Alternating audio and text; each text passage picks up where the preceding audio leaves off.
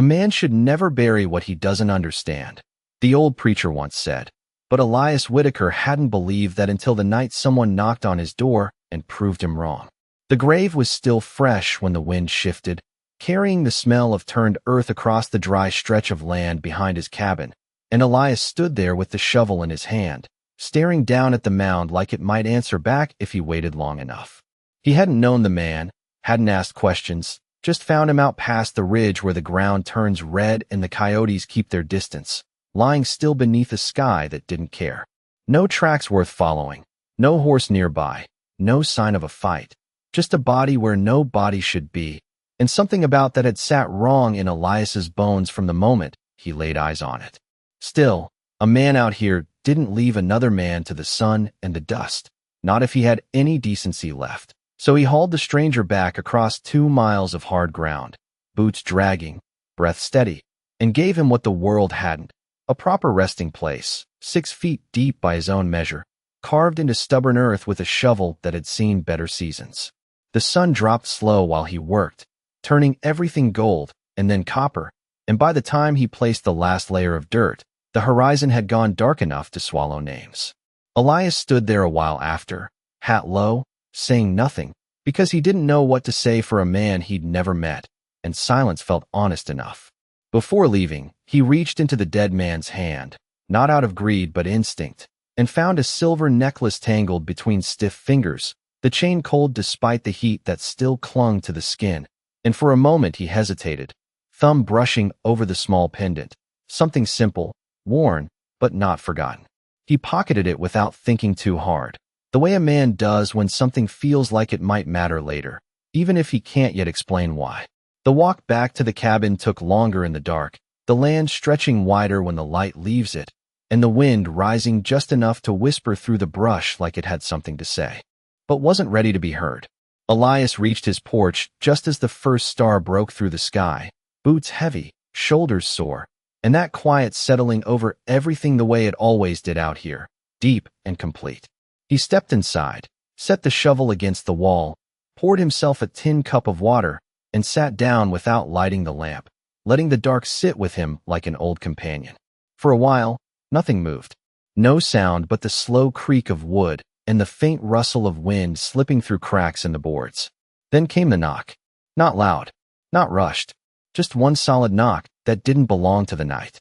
Elias didn't reach for his gun right away, which told him more than anything else that something about this wasn't ordinary trouble. He stood slowly, boots scraping against the floor, and walked to the door with the kind of calm that comes from years of not expecting visitors. When he opened it, the wind slipped past him first, carrying dust and something colder behind it, and then he saw her. She stood there without shifting her weight, without looking away, dressed in black that caught no light, her face pale against the dark, eyes steady like she'd been waiting longer than the ride it must have taken to get here. She didn't ask for permission, didn't offer a name, just looked at him once, then stepped forward into his home like the space had already been given. Elias closed the door behind her without speaking, the wood thudding soft against the frame, and for a moment the only sound was the quiet of 2 strangers standing too close in a place built for one. She turned then, slowly, her gaze moving across the room before settling back on him, and when she finally spoke, her voice didn't shake. "You buried him," she said, and Elias felt that same cold weight settle deeper, because she wasn't asking if it was true. She was telling him it already was. The words hung in the air longer than they should have, like dust that refused to settle, and Elias did not answer right away because something in the way she said it made truth feel heavier than denial.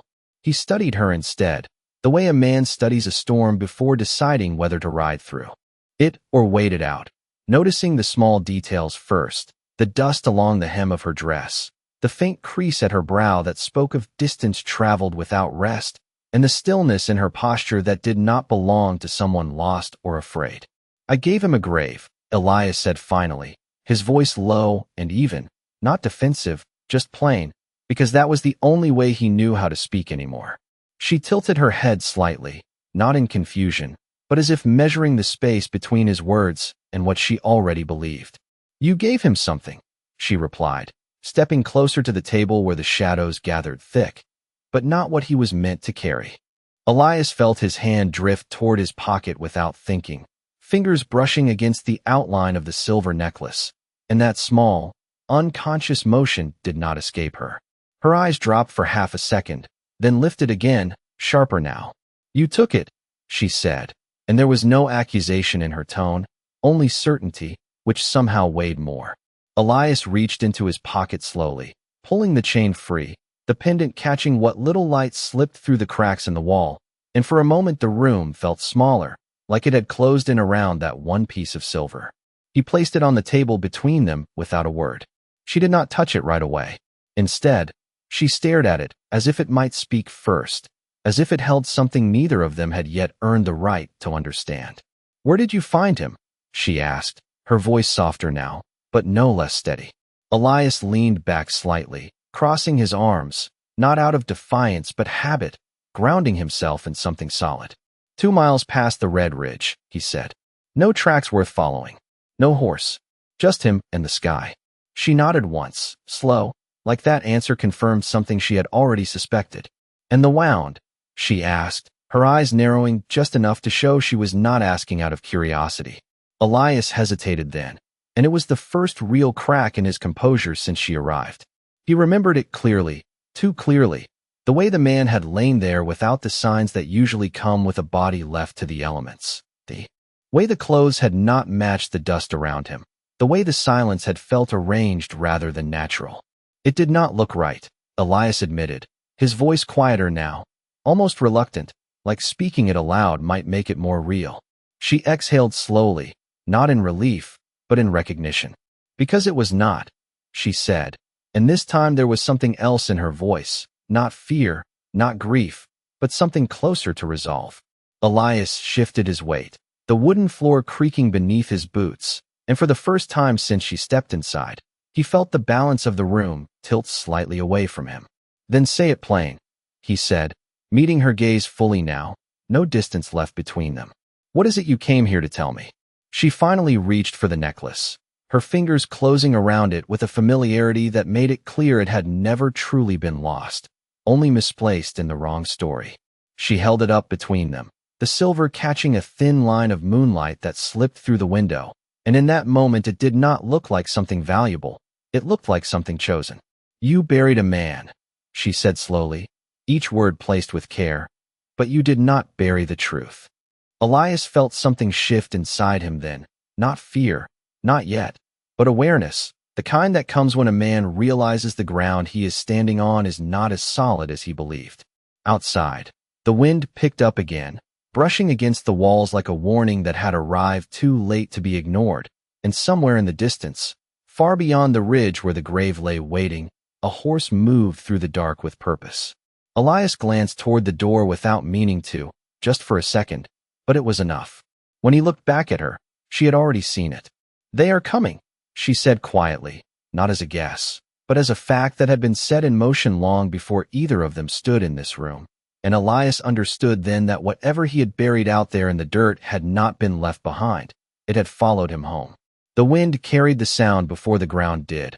A faint rhythm stretched thin across miles of empty land, and Elias Whitaker had lived out here long enough to know the difference between a wandering rider and someone who knew exactly where they were headed. He did not move right away, just stood there with his eyes on the door, listening the way a man listens when silence starts telling him something he does not want to hear. "How far?" he asked quietly, not looking at her, his voice steady but edged with something new, something sharper than before. She did not answer immediately, and when she did, her tone was calm in a way that did not match the weight of the moment. "Close enough," she said, and that was all. Elias exhaled through his nose, slow, controlled, the kind of breath a man takes before making a decision that cannot be taken back. He turned toward the window, pushing the edge of the curtain aside just enough to catch a glimpse of the land beyond, but the night held its shape, dark and wide, offering nothing but the promise of what was coming. Behind him, he could hear her move, soft steps across the wooden floor, not pacing, not restless, just deliberate, as if she had already accepted whatever was about to happen. "You knew this would follow you," he said, still facing the window, and it was not an accusation, just a fact laid out plain. "I knew it would find someone," she replied, and that answer settled heavier than he expected. Elias let the curtain fall back into place. Turning to face her fully now, the room lit only by the faint spill of moonlight and the quiet tension that filled the space between them. "And you chose me," he said. She met his gaze without hesitation. "No," she said, her voice softer now, almost thoughtful. "You chose it when you stopped." That caught him, not in anger, but in recognition, because he understood what she meant. A man who keeps writing does not get tangled in other people's stories. A man who stops, who bends down, who decides that a stranger deserves more than the dust, that man invites something in whether he means to or not. Elias rubbed his jaw slowly, the rough scrape of calloused fingers grounding him in something real. "You still have not told me who he was," he said. She looked down at the necklace in her hand, the silver resting against her palm like it belonged there more than anywhere else. "He was not the man you think," she said, choosing her words with care. "And that is the problem." Elias took a step closer, closing the distance just enough to feel the weight of her presence without crossing into something else. "Then tell me straight," he said. "Was he your father or not?" For the first time since she arrived, she hesitated, not long, just a fraction, but enough for Elias to see it. "He carried my father's name," she said finally, lifting her eyes back to his. And that was enough to make him a target. The words hung there, shifting something deeper into place, something that made the night outside feel less like a distance and more like a direction. "So whoever is writing this way," Elias said slowly, piecing it together as he spoke, "they are not coming for the man I buried." She shook her head once. "They are coming for what you proved," she said. Elias frowned slightly. "And what is that?" She stepped closer then, closing the last of the space between them, her voice dropping just enough to carry something that was not fear, not urgency, but truth. "That he could be replaced," she said. The sound came again then, clearer now, not just one horse, but more, moving steady, not rushing, not hiding, just approaching with the confidence of men who expect to find what they are looking for. Elias turned his head toward the door, listening, counting without thinking, the rhythm of hooves falling into a pattern that told him more than numbers ever could.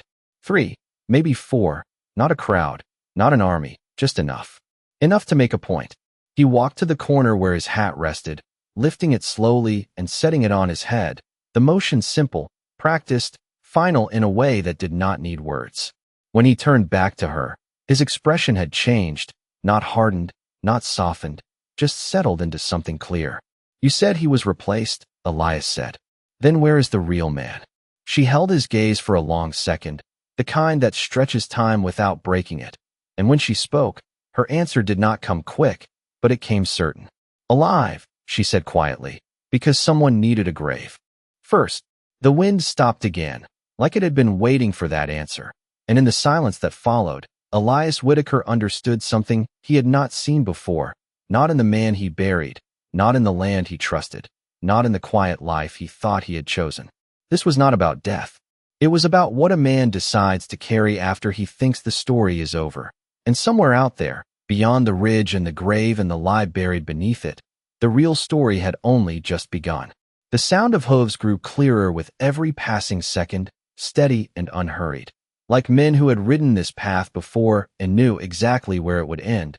And Elias Whitaker stood in the center of his cabin with the kind of stillness that comes when a man realizes running is no longer an option he respects. He adjusted the brim of his hat slightly, not to hide his face but to settle himself into something familiar, something that belonged to him before this night changed its shape. The woman watched him without speaking, the silver necklace resting in her hand, her fingers curled around it, as if it anchored her to a truth that could not be shaken loose by fear or doubt. Outside, the wind had gone quiet again, leaving the land open and exposed, every inch of it waiting. "You brought them here," Elias said, not harsh, not blaming, just stating what now felt unavoidable. She shook her head once, slow, certain. "No," she replied. "They were already on their way. You just gave them a reason to stop." That settled deeper than he expected, because it meant this had never been about chance. It had been moving long before he ever lifted that shovel. Elias stepped toward the door, his boots heavy against the wooden floor, each step measured, not rushed, and when he reached it, he rested his hand on the handle without opening it yet. He listened again, counting the rhythm, feeling the distance shrink with every beat, and something inside him aligned with it, not in fear, but in readiness. How many? He asked quietly. She did not need to look outside to answer. Enough to ask questions, she said. Elias gave a faint nod, the kind a man gives when he accepts what is coming without. Needing more detail. He opened the door then, slow and deliberate, the hinges giving a soft groan as the night air slipped inside. Cooler now, carrying the faint scent of dust and leather and something else, something that spoke of intent. He stepped out onto the porch, the wood creaking under his weight, and let his eyes adjust to the dark. It did not take long. Out beyond the edge of his land, where the ground dipped just before the ridge, shapes began to form, riders moving as one, not hiding, not calling out, just arriving. 3 of them, maybe 4, just like he thought. Not a posse, not a mob, just men who believed they had the right to stand where they were about to stand. Elias rested his hands at his sides, not reaching for anything, not signaling anything, just present, the way he had been when he found the body, the way he had been when he chose to stop. Behind him, he could hear her step to the doorway, but she did not come out, not yet, choosing instead to remain just inside the shadow, where she could see without being seen. The riders slowed as they approached, their horses easing into a quiet halt a few yards from the porch, the space between them filled with nothing but night and the weight of unspoken things. No one spoke right away. No one needed to. Elias studied them the way he had studied her, looking for what did not fit, what did not belong, and he saw it in the way they held themselves, too certain, too composed, like men who had already decided how this would end. Finally, one of them shifted slightly in the saddle, just enough to mark himself as the one who would speak first. "You are Whitaker," the man said, his voice carrying across the short distance, calm, controlled, not loud, but clear enough to leave no room for misunderstanding. Elias did not answer immediately. He let the silence sit between them for a moment longer, the kind of silence that forces truth to stand on its own without help. Then he nodded once. "I am," he said. The man's gaze flicked briefly past him, toward the cabin, toward the shadow where she stood, though he could not fully see her, and something in that glance told Elias everything he needed to know. They were not here for the grave. They were not here for the man he buried. They were here for what came after. "We are looking for someone," the rider continued, his tone unchanged, but his words carrying more weight now, like they had been chosen carefully long before this moment. Elias tilted his head slightly, just enough to acknowledge the statement without giving anything away. "You found a place," he replied. The man's lips curved just barely, not quite a smile, more like recognition. "And you found a body," he said. Elias held his gaze steady. "I gave him rest," he answered. The man leaned forward a fraction, his posture tightening just enough to shift the balance of the moment. "No," he said quietly. "You gave us a signal." The words settled into the night like something final, something that could not be taken back, and behind Elias, in the doorway where shadow met light, the woman stepped forward at last, her voice cutting through the stillness not with force, but with certainty. "Then you followed the wrong one," she said. Every eye turned then, not to Elias, but to her, and for the first time since the riders arrived, the night shifted in a way none of them had planned. The words did not echo, but they landed, heavy and deliberate, and for a moment no one moved, not Elias, not the riders, not even the wind that had been circling the edges of the land like it was waiting for permission to return. The men on horseback shifted their attention fully to her now, and the one who had spoken first straightened just slightly in his saddle, not surprised, but recalculating, the way a man does when a piece he did not account for steps onto the board. "That is a bold claim," he said, his voice calm, but edged with something sharper beneath it, something that suggested he was not used to being corrected. She stepped forward into the faint spill of moonlight, enough for her face to be seen clearly now, and there was no hesitation in her posture, no uncertainty in her gaze. "It is not a claim," she replied, her tone steady. "It is a fact you chose not to see." Elias remained where he stood on the porch, but his attention shifted, not away from the riders, but toward her, because the way she spoke now was different from before, less guarded, more certain, like someone who had decided there was no longer any value in holding back. The rider studied her for a long second, his eyes narrowing just enough to show that something in her words had reached further than he expected. "And you are," he said slowly, not asking for a name, but for a reason. She held his gaze without blinking. "The reason you are too late," she answered. That settled into the space between them like a line drawn in the dirt, clear and unmistakable. One of the other riders shifted behind him, not speaking, but the movement was enough to ripple through the group, a quiet signal that the balance of the moment had changed, even if only slightly. Elias could feel it too, the shift in weight, the way attention no longer rested solely on him. And for the first time since they arrived, the pressure eased just enough for him to think clearly. He stepped down from the porch then, one slow step onto the dirt, closing the distance by a few feet, not to confront, but to stand on equal ground. "You said you were looking for someone," Elias said, his voice even, carrying just enough to reach them without strain. "Then say who." The lead rider did not look away from her, but his answer came measured, controlled. "A man who carries a name that does not belong to him," he said. Elias glanced at her, just for a second, and she gave the smallest nod, not to confirm, but to acknowledge that the truth was now out in the open whether they liked it or not. "Then you are not looking for the one I buried," Elias said. "No," the rider replied, "but you made it possible for him to keep moving." The words were not spoken with anger, but with something colder, something closer to calculation, and Elias understood then that this was never about loss. It was about control. Who holds the name? Who carries the story? Who gets to decide which man is remembered and which one is forgotten? The woman stepped forward another pace, the necklace still in her hand, the silver catching the faintest glint of light as it moved. "You were meant to follow him," she said, her voice cutting through the stillness, "but you followed the grave instead." The rider's expression did not change, but something behind his eyes shifted, a small adjustment, the kind that happens when certainty meets resistance. "We follow what leaves a mark," he said. "And you believed a grave would do that," she replied. "It did," he said quietly, and his gaze flicked briefly to Elias, then back to her. "Just not the one we expected." Elias felt the weight of that settle in, the realization that his choice, simple as it had seemed, had drawn a line across something much larger than he had known, and that line had now brought all of them to this exact place. The night stretched around them, wide and still, holding the moment in place like it was not ready to let it pass. "Then you are standing in the wrong place," she said, her voice lower now, but no less certain. The rider tilted his head slightly, considering, measuring, and then for the first time since he arrived, he allowed a faint breath to escape, not quite a sigh, not quite relief, but something in between.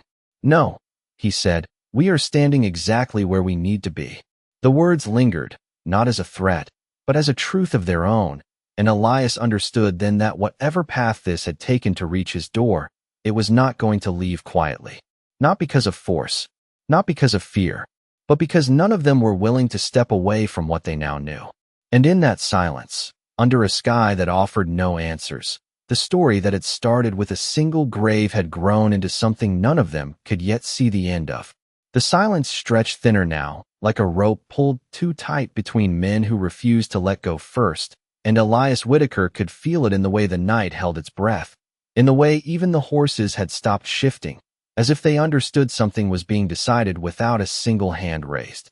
He stood there in the dust, not stepping back, not stepping forward, just holding his place the way a man does when he realizes movement itself might mean choosing a side too soon. The rider who had been speaking lowered his chin just slightly, not in submission, but in thought, and when he finally spoke again, his voice carried a different weight, less certain, more deliberate. "Then tell me," he said, looking directly at the woman now. "If we are not following the right trail, why are you here?" It was a simple question, but it landed deeper than the others, because it did not challenge her truth, it questioned her purpose. She did not answer right away. Instead, she looked past them, out toward the ridge where the land dipped and rose again, where the grave lay hidden beneath fresh earth and quiet intentions, and when she spoke, her voice carried something new, not just certainty, but memory. "Because he stopped here," she said. Elias felt that again, That small shift in the story that pulled him in whether he wanted it or not. The rider frowned slightly. "The man we seek would not stop," he said. She turned her gaze back to him. "No," she replied. "But the man who carried his name did." That distinction settled between them like a truth none of them could ignore, and for the first time since they arrived, the riders did not immediately respond. One of the men behind shifted in his saddle, glancing toward the ridge, then back again, and Elias caught it, that brief fracture in their certainty. "You are chasing a name," she continued, her voice steady, each word placed carefully. "But names can be worn, traded, buried, and forgotten." The lead rider's eyes narrowed slightly. "Names leave records," he said. "Names leave trails." She gave the smallest shake of her head. "Only if the man carrying it wants to be found." Elias felt something settle into place then, not in the land, not in the night, but in himself, the understanding that this was never about the body he buried, but about what had been hidden behind it. He looked at the rider again. "Then maybe you are not looking for a man," Elias said quietly. "Maybe you are looking for a mistake." That hung there for a moment, and the rider's expression did not change, but his silence said enough. The woman stepped forward again, just enough to stand beside Elias now, not behind him, not in front, but level, and there was something in that simple act that shifted the balance more than any words could have. "He needed time," she said, her voice lower now, not directed at one man, but at all of them, "and you gave it to him." The rider's jaw tightened just slightly. "We do not give anything we do not choose," he replied. She met his gaze without hesitation. "Then you chose to believe what was easiest," she said. The words did not strike like a blow, but they carried weight all the same, and Elias saw it in the way the rider's posture adjusted, not retreating, not advancing, but reconsidering. The night pressed in closer, the space between them narrowing not by distance, but by understanding, and somewhere in that space, the truth began to take shape. "If what you are saying is true," the rider said slowly, "then the man we seek is still ahead of us." "No," she replied quietly, "he is beyond you." That stopped him. Not completely, not visibly, but enough. Elias watched it happen, that small pause that changes everything, because it means a man is no longer certain of the direction he is facing. "Then why come here?" the rider asked again, his voice lower now, more measured, "if not to lead us to him?" She did not look away. "Because this is where the lie ends," she said. The wind returned then, not strong, just enough to move through the dry grass and brush against the edges of the moment, carrying with it the scent of dust and distance, and something else, something that felt like the edge of a decision. Elias shifted his weight slightly, the ground firm beneath his boots, and for the first time since the riders arrived, he understood his place in it, not as the man who found the body, not as the man who buried it, but as the man who chose not to walk away. He looked at the rider, then at the others, then back at her, and the pieces fit together in a way that did not need explanation. "Then you are not here to run," Elias said. She shook her head once. "No," she replied. "I am here to stay." The words settled into the night, quiet, final, and somewhere beyond the ridge, beyond the grave, beyond the story they thought they were following, something unseen continued moving, not toward them, not away from them, but beyond them, and for the first time, the men on horseback were no longer certain they were the ones doing the chasing. The word "stay" did not echo, but it settled deeper than anything spoken before, like a stone placed exactly where it could not be moved again, and Elias Whitaker felt it in the quiet way the night seemed to accept it, as if the land itself had heard and decided not to argue. The riders did not move right away, but something in their stillness had changed, not tension, not threat, but hesitation, the kind that creeps in when a man realizes the road he has been following might not lead where he thought. The lead rider shifted slightly in his saddle, his eyes moving between Elias and the woman, measuring them not as obstacles, but as pieces of something he had not yet understood.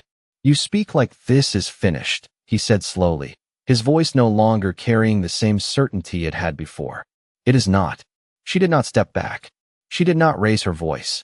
She simply looked at him the way one looks at a man who has not yet caught up to the truth standing in front of him.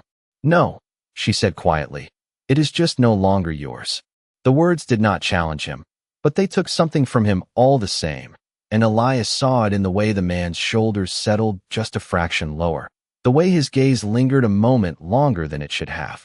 One of the other riders leaned forward slightly, his voice cutting in for the first time, not loud, but edged with something that had been held back until now. "We followed a trail," he said, "and it led here." Elias turned his head just enough to meet the man's eyes, his expression steady, unreadable. "Then maybe it led you to the wrong end of it," Elias replied. The rider held his gaze, but did not answer, and that silence spoke louder than any argument could have. The woman lifted the necklace slightly, letting it catch the faint light again, not as a display, but as a reminder. "You followed this," she said, her tone even. "But this was never meant to lead you forward. It was meant to make you stop." The lead rider's jaw tightened just enough to show that the words had found their mark. "Men like us do not stop," he said. She gave the faintest hint of a nod. "That is why you were meant to."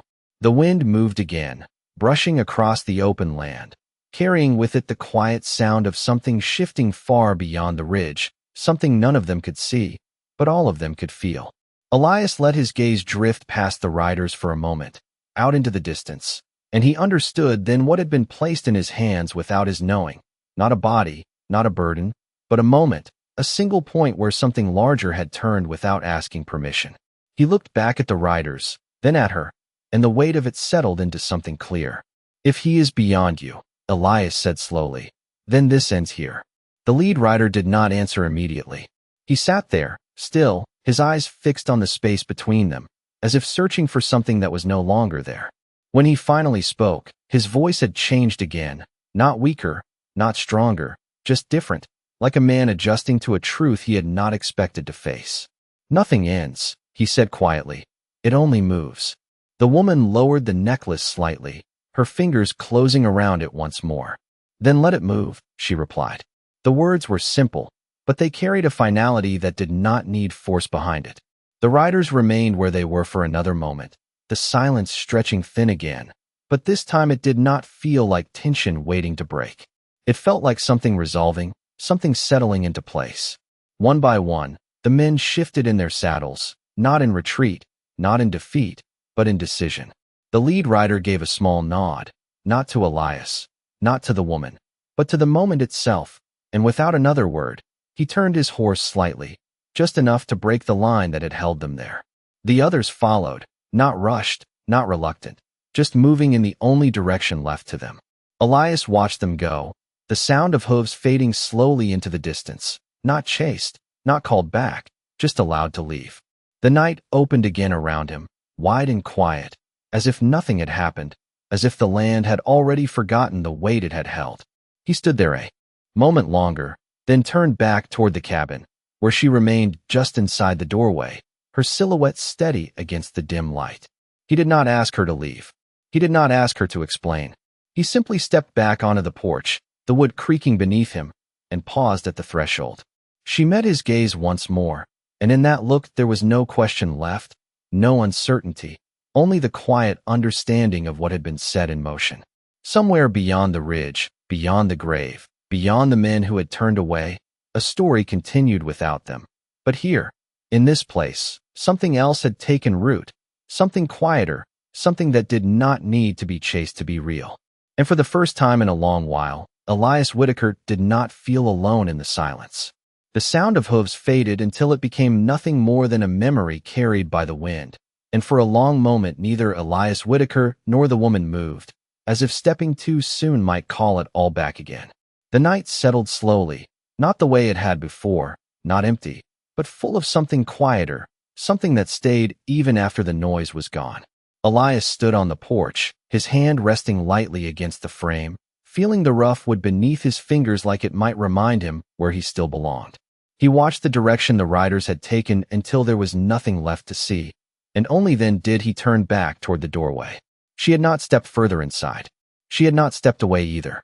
She stood exactly where she had been when the last of them turned, as if her place had been decided the moment she spoke the word stay.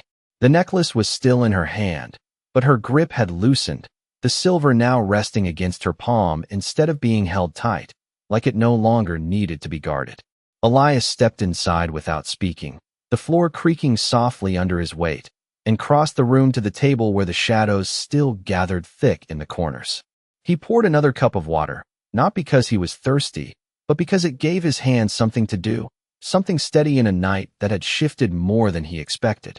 He set the cup down in front of her, not offering it with words, just placing it there, and she looked at it for a second before lifting her eyes back to his. "They will not come back tonight," she said quietly. Elias gave a small nod. "No," he replied. "They got what they needed." She tilted her head slightly. "Did they?" she asked. Elias leaned against the edge of the table, arms resting loosely, his gaze steady. "They learned where not to look," he said. The words hung there, simple, but carrying more weight than they seemed to at first. She studied him for a moment, as if deciding whether he had understood more than he let on. "Most men would have asked questions," she said. "Most men would have tried to follow them." Elias gave a faint breath that might have been a quiet laugh, though it held no humor. "Most men do not live out here alone," he said. She glanced around the cabin then, taking in the worn walls, the simple table, the absence of anything that did not serve a purpose. "And now you do not either," she said. Elias did not answer right away. He let the words settle, the way he had let everything else settle tonight, without rushing to fill the space they left behind. Finally, he looked at her again, not with suspicion, not with curiosity, but with something steadier. "You said you were here to stay," he said. She nodded once. "Yes." He gestured lightly toward the door, toward the dark land beyond. "That kind of choice usually comes with a reason," he said. She lowered her gaze briefly, not in avoidance, but in thought, and when she looked back up, there was no hesitation left. "Because he will not come back for me," she said. Elias felt that shift again, subtle but clear. "Your father," he said. She shook her head slowly. "The man who carries his name," she corrected.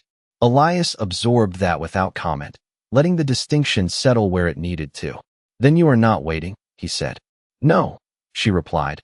"I am done waiting." The words were quiet, but they carried a kind of finality that did not need to be repeated. Elias pushed himself off the table and walked to the window, looking out over the land that had been his for years, the same stretch of dust and grass and open sky that had never asked anything of him before tonight. It looked the same. It felt different. "There is not much here," he said after a moment. She stepped closer, stopping a few feet behind him, her presence now part of the space instead of something separate from it.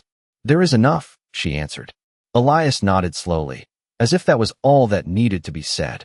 Outside, the wind moved again, softer now, carrying the quiet rhythm of a land returning to itself, and somewhere far beyond the ridge, beyond the grave, beyond the path the riders had taken, a story continued without them.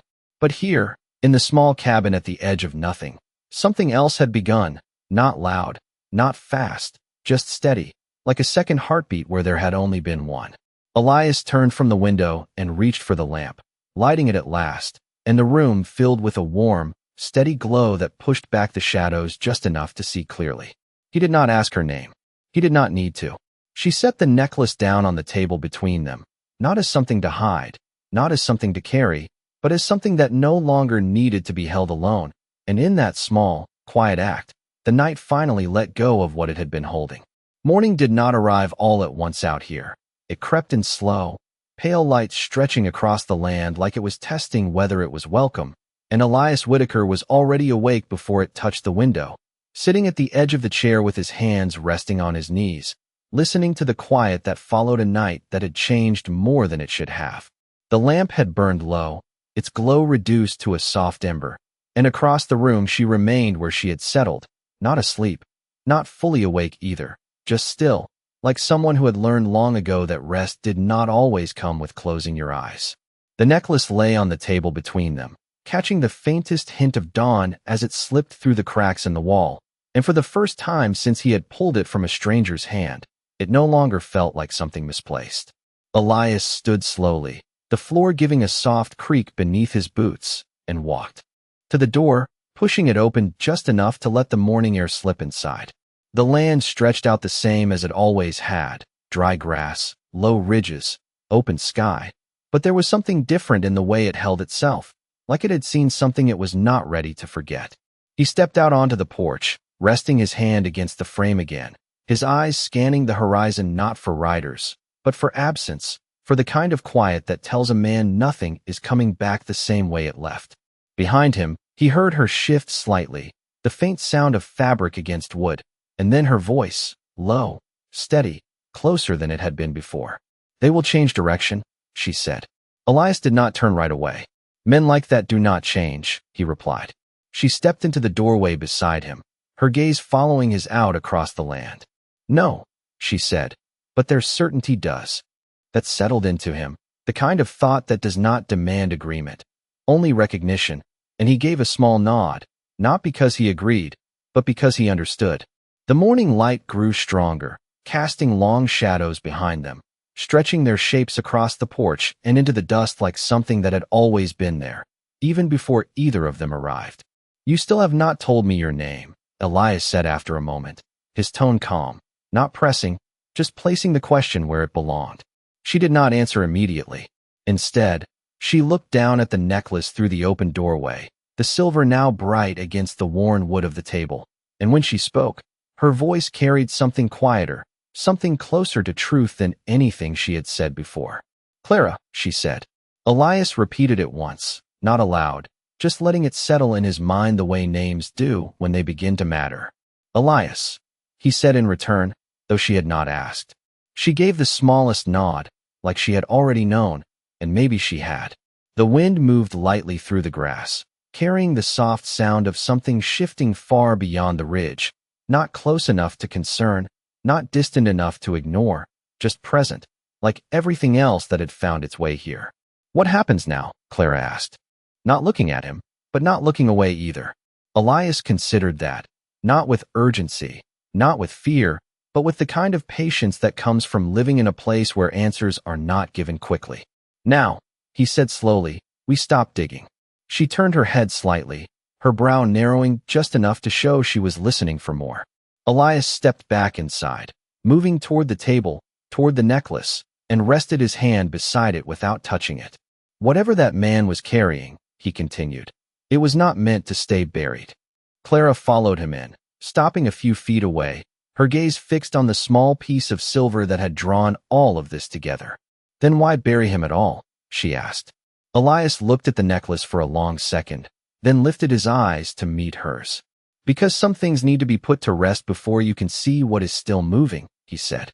The words settled between them, quiet but clear, and for a moment neither spoke, the weight of it filling the room more completely than any noise could have.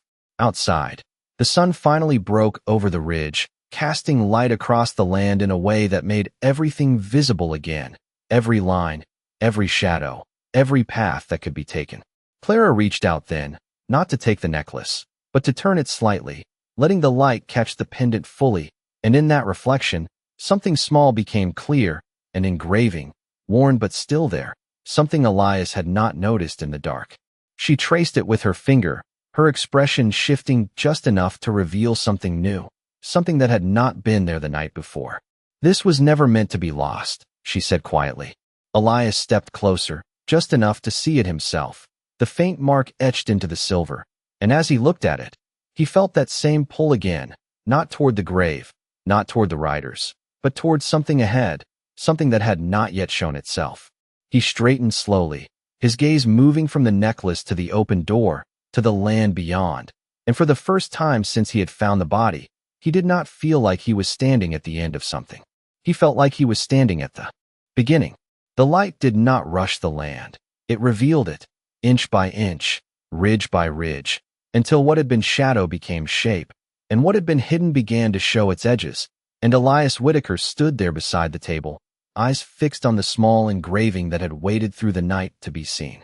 It was not much, just a mark pressed in a silver, worn by time and touch, but it carried intention, the kind that does not fade even when the world around it does. Clara's finger rested just above it, not touching now, just hovering, as if she understood that some things should be seen before they are held again. "You see it," she said quietly. Elias nodded once. "I do." He leaned in slightly, the light from the doorway catching the pendant at just the right angle, and the mark became clearer, a symbol, not letters, not a name, something simpler, something meant to be recognized without needing to be read. "This was not meant for a pocket," Elias said. Clara shook her head. "No, she replied. It was meant to be found. That settled into him. The idea that nothing about what had happened was as accidental as it first seemed. Not the body, not the grave, not even the riders who had followed the wrong trail with such certainty. Elias straightened slowly, his gaze moving from the necklace to Clara, then beyond her to the open door where the land waited, quiet and unchanged, or maybe just waiting to be understood differently. If it was meant to be found, he said, then someone expected it to be taken. Clara met his eyes, her expression steady. Or someone needed to know who would take it, she said. The words hung there, and Elias felt them settle deeper than he expected, because they turned the moment back on him, not as a question, but as a mirror. He looked down at his hands, rough, worn, steady, the hands that had dug the grave, that had pulled the silver from a stranger's grip without asking why. And for the first time he considered that maybe he had not just found something. Maybe he had been chosen to carry it forward. Then what does it lead to? He asked, his voice low, not urgent, just clear. Clara stepped closer, the distance between them now. Something that no longer needed to be measured. Not a place, she said, a truth. Elias let out a slow breath, the kind that comes when a man realizes the road ahead is not marked the way he is used to. Truth does not always need chasing, he said. No, she replied, but it does need facing. Outside, the sun climbed higher, pulling warmth across the land, stretching shadows into shorter lines, making everything visible in a way the night never could. Elias moved toward the door again, stepping out onto the porch, the wood warm now beneath his boots, and looked out across the ridge where the grave lay, the place where this had begun, or at least where it had made itself known. He could not see it from here, just the rise of earth and the stretch beyond, but he knew exactly where it was, the way a man knows the places he has marked with his own hands. Clara stepped out beside him, her gaze following his, not searching, not questioning, just present. You are thinking about the grave, she said. Elias nodded. It is still there, he replied. Yes, she said, but what it held is not what mattered. Elias turned his head slightly, looking at her with a quiet understanding that had not been there the night before. Then what did, he asked. Clara looked out at the land again, the wind moving softly through the grass, carrying nothing now but the simple sound of morning. The choice, she said. Elias felt that settle into him, not as something heavy, but as something clear, something that did not need to be carried so much as accepted. He stepped down from the porch, boots meeting the dirt with a soft, steady sound, and began to walk, not fast, not slow, just forward, toward the ridge. Clara did not ask where he was going. She simply followed, her steps matching his without effort, without hesitation. The land opened ahead of them, wide and quiet, the kind of quiet that does not hide anything, only waits to see what a man will do next.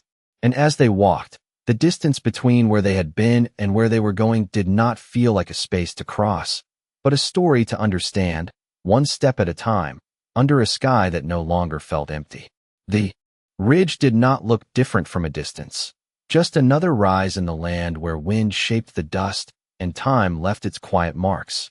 But as Elias Whitaker walked toward it, he felt the weight of what lay beneath grow clearer with every step, not heavier, just more defined, like a truth that had been waiting for him to arrive before it revealed itself.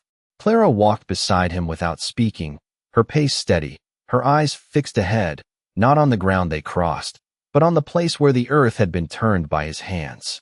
The morning had settled fully now, the sun casting a steady light across the open stretch, leaving no shadows deep enough to hide anything, and that, more than anything, made the moment feel honest. Elias reached the crest first, stopping just short of the disturbed patch of soil, the edges still visible where the dirt had not yet settled back into the land's natural shape. He did not step onto it. He stood there, looking down, remembering the effort it had taken to dig, the quiet he had given the man, the finality he had believed in at the time. Clara came to a stop beside him, her gaze lowering to the same place, and for a moment neither of them moved, as if the ground itself held something they both needed to hear before they spoke. You did it right, she said softly. Elias let out a slow breath, not relief, not regret, just acknowledgement. I did what I knew, he replied. She nodded once, then stepped forward, not onto the center of the grave, but just along its edge, her eyes tracing the line where fresh earth met old ground. "That is all anyone ever does," she said. Elias watched her, the way she moved, careful, deliberate, not out of fear, but out of respect, and it struck him then that whatever story she carried, it was not built on what had been lost, but on what had been understood too late. "You said the man I buried carried your father's name," Elias said after a moment. "Yes," she replied. "And the real man," he continued, "he let it happen." Clara lifted her eyes, meeting his with a steadiness that had not wavered since the night before. "He needed someone to carry the weight for a while," she said. Elias frowned. Slightly, not in confusion, but in thought. "That kind of choice," he said slowly. "It leaves something behind." Clara looked back at the grave, her expression shifting just enough to show she understood exactly what he meant. "It leaves truth behind," she said. Elias glanced down again, the shape of the grave clear in the morning light, and for the first time, he saw it not as an ending, but as a mark, a place where something had been paused, not finished. "Then we are standing on it," he said. Clara gave a small nod. "Yes," she said, "and that is why we came back." The wind moved gently across the ridge, brushing the loose dirt, soft enough not to disturb it, but present enough to remind them that nothing stayed untouched forever. Elias stepped closer then, just enough to reach the edge, and crouched down, his hand hovering over the soil for a second before he let his fingers press lightly against it. It was still soft beneath the surface, still holding the shape he had given it, and as he felt it, he understood something he had not before, that what he had buried was not meant to disappear, it was meant to be found in a different way. "There was no mark," he said quietly. "No name." Clara stepped closer, standing just behind him now. "There was," she said, her voice low. Elias looked up at her. "Where?" he asked. She gestured slightly, not to the center, but to the side, just near where the earth met untouched ground. Elias shifted his position, leaning in, brushing away a thin layer of loose dust, and there it was, faint but clear, a small indentation pressed into the soil, the same symbol that had been carved into the silver necklace, worn but unmistakable. He stared at it for a long moment, the connection settling into place without needing explanation. "He left it," Elias said.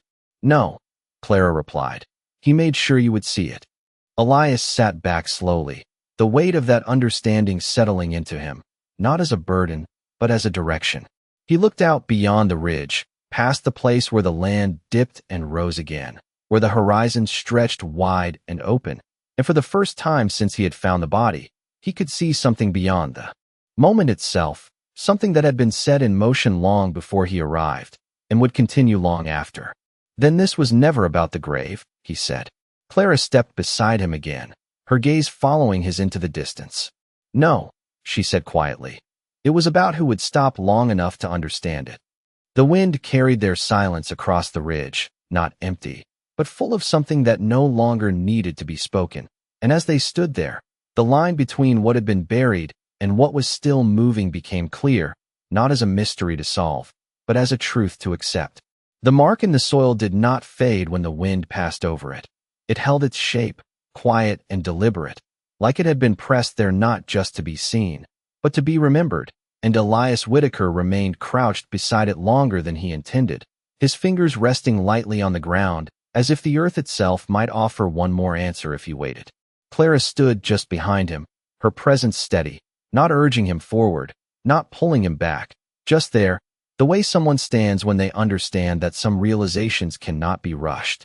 "He trusted the land to hold it," Elias said quietly, his eyes still fixed on the symbol. Clara nodded once. "No," she replied softly. "He trusted the right man to notice it." Elias let out a slow breath, the kind that carries more understanding than words, and he pushed himself up to stand again, brushing the dust from his hands without looking away from the grave. "That kind of trust," he said, "it does not come easy." Clara stepped beside him, her gaze following his across the ridge and into the distance beyond. "It comes from knowing who will stop," she said. The words settled between them, not heavy, but certain, and Elias felt something in him shift, not toward doubt, but toward clarity, the kind that does not demand action, only acceptance. He looked down once more at the grave, at the mark, at the place where the story had revealed itself without ever needing to be spoken, and then he stepped back, giving the land its space again. "Then this is where it ends for us," he said. Clara did not answer right away.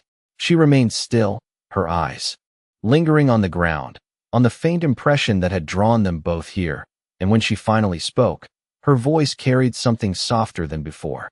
"No," she said, "this is where it becomes clear." Elias turned his head slightly, studying her, not questioning, not doubting, just listening. She met his gaze, steady as always, but now there was something else there, something quieter, something that had not been present when she first arrived. "He is still out there," she continued, "but he is no longer being chased the way they thought." Elias nodded slowly. "Because they are no longer certain," he said. Clara gave the smallest hint of a smile, not one of relief, but of understanding. "Yes," she said, "and uncertainty is what gives him distance." The wind moved again, brushing across the ridge, lifting a thin layer of dust that settled just as quickly as it rose, and Elias watched it without speaking, letting the moment hold its shape a little longer. "You could still go after him," he said after a while, his tone calm, not urging, just placing the option where it belonged. Clara shook her head gently. "No," she replied, "that was never my path." Elias glanced at her, his brow narrowing just enough to show he was considering her words more deeply now. "Then why come all this way?" he asked. She looked out across the land again, her eyes following the line of the horizon where sky met earth in a way that made both seem endless. "To make sure he was not followed the wrong way," she said. Elias let that settle, the simplicity of it, the weight behind it. And he understood then that her journey had not been about finding someone. It had been about protecting something, not a man, not a name, but a truth that could have been lost if the wrong people had reached it first. He gave a small nod, more to himself than to her, and turned back toward the path they had taken to get here. "Then we are done here," he said. Clara looked at the grave one last time, her gaze steady, her posture calm, and then she stepped back from the edge, leaving the mark untouched, leaving the earth as it was. "Yes," she said quietly, "we are." They stood there for a moment longer, not because they needed to, but because the land seemed to ask for it, a brief pause to acknowledge what had been understood before moving on. Then Elias turned, starting back down the ridge, his steps the same as before, steady, unhurried, and Clara followed beside him, not behind, not ahead, just there, her presence now part of the path rather than something separate from it.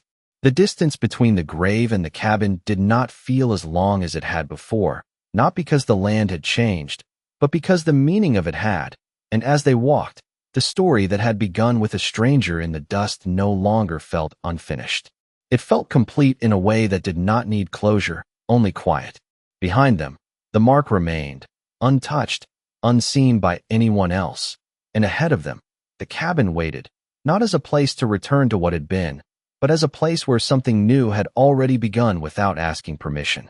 And in that quiet, under a sky that no longer held questions, Elias Whitaker understood something he had not known before, that sometimes the truth does not need to be followed, it only needs to be recognized when it stands still. The walk back felt different, not shorter, not easier, but settled, like the land had already accepted what had been decided upon it, and Elias Whitaker did not look back at the ridge again, not because he could not, but because he no longer needed to. The grave had given what it was meant to give, and whatever remained there belonged to the earth now, not to him. Clara walked beside him in the same steady rhythm, her steps matching his without effort, the distance between them no longer measured in uncertainty, but in something quieter, something chosen. The cabin came into view slowly, rising from the stretch of open land like it always had, simple, worn, unchanged, and yet it did not feel the same as it had the day before. Elias reached the porch first, placing his hand against the wooden frame once more, feeling the grain beneath his palm, the same way he had the night before when everything had begun to shift. He paused there, not out of hesitation, but out of recognition, and then stepped inside. The air held the faint warmth from the morning sun now, the shadows thinner, the space clearer, and the table still stood where they had left it, the silver necklace resting at its center, catching the light as if it had been waiting for them to return. Clara stepped in behind him, closing the door gently without a sound, and for a moment neither of them spoke, the quiet settling in around them like something familiar, but no longer empty. Elias walked to the table and stood there, looking down at the necklace, the small engraving now clear in the daylight, no longer hidden, no longer uncertain. He did not reach for it right away. Instead, he let his gaze rest on it, letting the meaning of it settle where it needed to.